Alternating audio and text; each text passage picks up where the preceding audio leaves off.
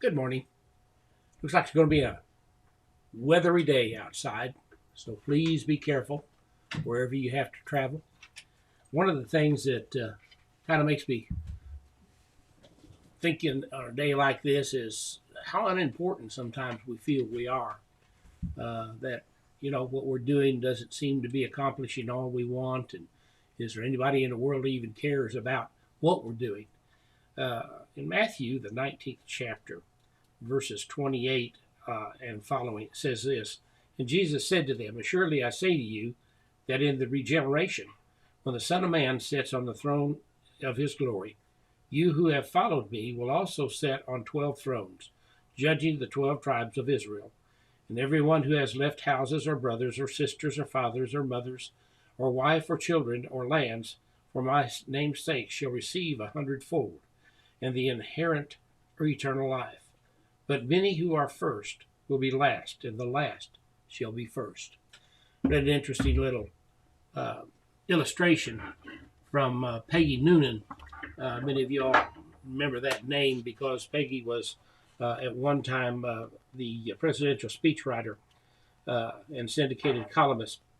Said the weekend following September 11, 2001, speechwriter Peggy Noonan drove to Lower Manhattan to witness the relief efforts taking place at Ground Zero. She found herself focusing on the convoy of trucks filled with rescue workers coming off their 12-hour shifts. The men in the trucks were construction and electrical workers, police, emergency medical workers, and firemen. It was a procession of the not-so-rich and famous. Nonetheless, these New Yorkers were celebrities in a human drama more significant than any Broadway act. Noonan joined the growing crowd of onlookers cheering the workers with shouts of God bless you and we love you. They clapped and blew kisses. Noonan writes, I looked around me at all who were cheering and saw who we were: investment bankers, orthodontists, magazine editors. In a group, a lawyer, a columnist, and a writer. We had been the kings and queens of the city, respected professionals in a city that respects its professional class. And this night, we were nobody. We were so useless. All we could do was applaud the somebodies, the workers who, unlike us, had not been applauded much in their lives.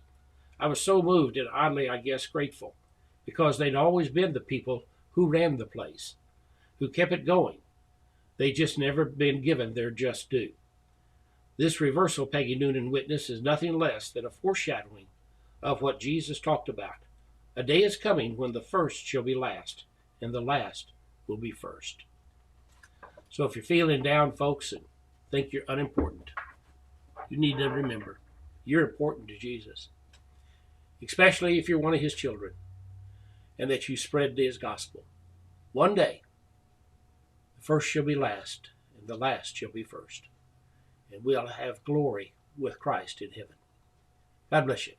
Have a great day. Be careful as this weather gets worse, and we'll see you tomorrow.